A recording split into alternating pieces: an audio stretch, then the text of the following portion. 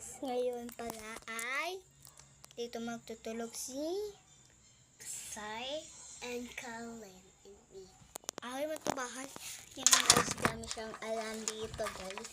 Ang vlog natin is wala na naman si Chloe. Lagi na lang siya absent sa amin vlog. Kasi hindi ko lang alam sa kanya na lagi siya na absent. Sabi ko sa inyo guys, hirap talaga tindihin. Diba na may dress ko na? Mas gwapo pa asawa ko sa'yo. Oh, pangit yung asawa mo. Ano magagawa? Yung gwapo man ako. Mas gwapo pa ako. Charis, mas gwapo pa akin. Gwapo ba akin? Mas gwapo pa akin. Gwapo. Mas gwapo pa akin. Akin. Akin. Kasi yun sa akin guys is si Renny. Galing na patay. Na lumos. Guys. Hello guys, napatay yung asawa niya guys kaya doon sa beach. Sa akin wala. Ano pa ko, pinsan ko naman yun. Tapos ika-crush mo, isasawa niya daw yun. Tuwabang buhay.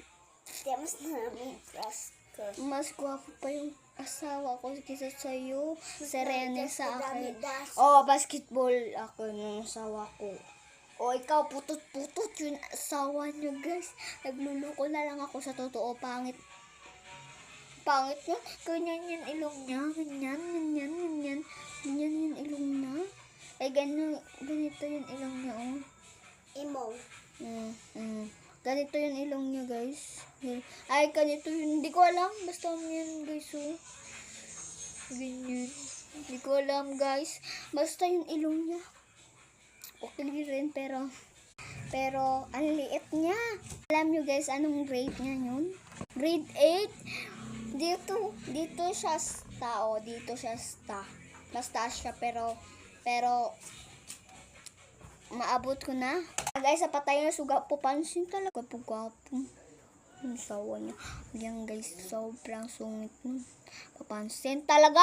Kasi guys, alam nyo guys, ilan na ako? Grade 4 pa lang ako.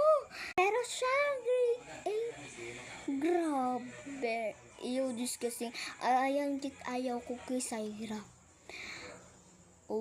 Ayaw ko maputot yung asawa. Sangkas, ayaw ko pa asawa sa kanya. Tapos, papansin pa yung asawa niya. Akala niya, papansin siya. Papansin niya sa class niya kasi